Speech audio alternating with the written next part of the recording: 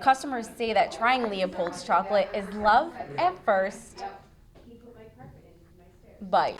Each tool in this fire truck serves a purpose, and that purpose is to save a life. Experts say that it's important to even check your animals for ticks before letting them indoors. The Prospect Street interchange has opened today after a lengthy project that left many commuters frustrated. But this year, as you can see, it's bone dry.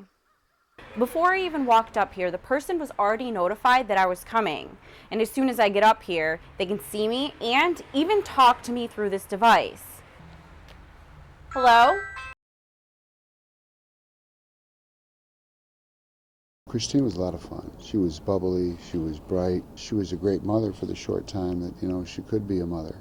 For Paul Kamide, going back to the day of his wife's death will never be easy. He says, your wife's been shot. I can have a temper. And my safety valve is I just took my fist and I hit that wall. Kamide has been fighting to keep one of his wife's convicted murderers behind bars. I read him the same statement every year. And they convene, and then they've denied his parole ever since 2006. Thomas Marlowe was found guilty of second-degree murder in 1982 for the death of Christine Kamide. According to court documents, Marlowe and another man shot and killed Christine during a robbery while she was working at the J&J Stop and Shop on Robinson Street. Marlowe was also found guilty of killing a 19-year-old man just a week before Christine's death. Tom Marlowe is a monster, number one. He's a two-time killer. Action News tried to reach out to Marlowe for comment, but couldn't reach him behind bars at the Cayuga Correctional Facility. Marlowe has previously said he was part of the murder because he was afraid of the man who pulled the trigger. So he did what he was told. This will be the fourth time he has an appeal for his release from prison. I got a huge beef with that. What about the two murders? Paul Kamide says that he will do whatever it takes to make sure Marlowe remains in prison. My father told me, he says, Paul, you got to play your cards that you're dealt.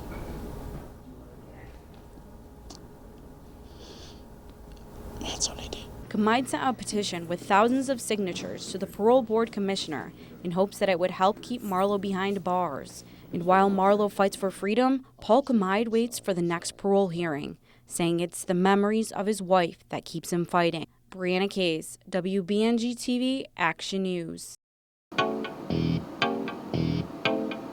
Music fills the air during Winterfest at Tioga Downs, bringing a little holiday magic to everyone, especially those who created it. I've always wanted to do something for Christmas and create and diversify our company. Owner Ken Williams from W&W Nursery and Landscaping, Inc. loves to be creative. And what better time to do just that than during the holidays? About 5 years ago, Williams was approached by the owner of Tioga Downs with the opportunity he had been waiting for. When he approached me, it was just a light went on. It's like, okay, let's see what we can do. And then I presented a proposal to him, and he said, okay, let's do it.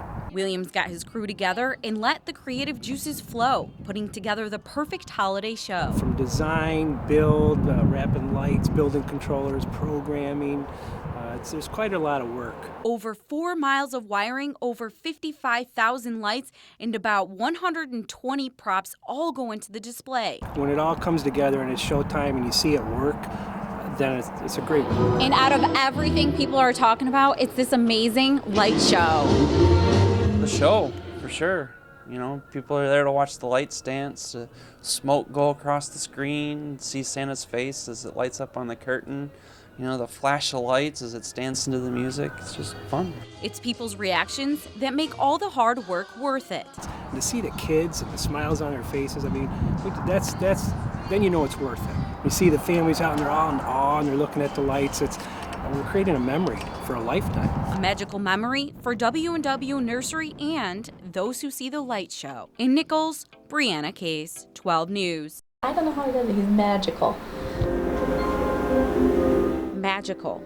One of the words used to describe the work of Binghamton native Chris Weeks. The 29-year-old says he always knew he wanted to create art. In 2010, shortly after graduating college, he became an art teacher in Nashville, Tennessee. And I blended a lot of arts with social emotional learning, where the kids developed how to really learn empathy and and express themselves through in creative ways. Weeks says he believed in the power of painting. So, after 5 years of teaching, he quit and came home. People love their pets. With a different type of subject, Weeks began painting pets, and he's created 20 pieces of art since. I can reach people very similarly to how I did in teaching, but through creative paintings. I found that painting people's pets is a really unique and very personal way to reach that person. Chris says that his paintings create an emotional connection for his customers. More than half of the time that I give them one of these or they deliver it, they have some kind of tear of joy, that's why I do it. When I got it, I cried.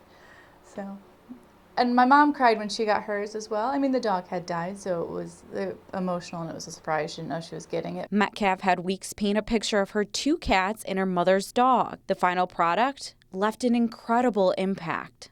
I said to Chris, I was like, it's amazing. And I was crying, and he was like, it's fine, everyone cries. Appreciation for a product created by one man's passion to paint. That's the only solution to success, is just to keep trying. In Binghamton, Brianna Case, WBNG TV, Action News.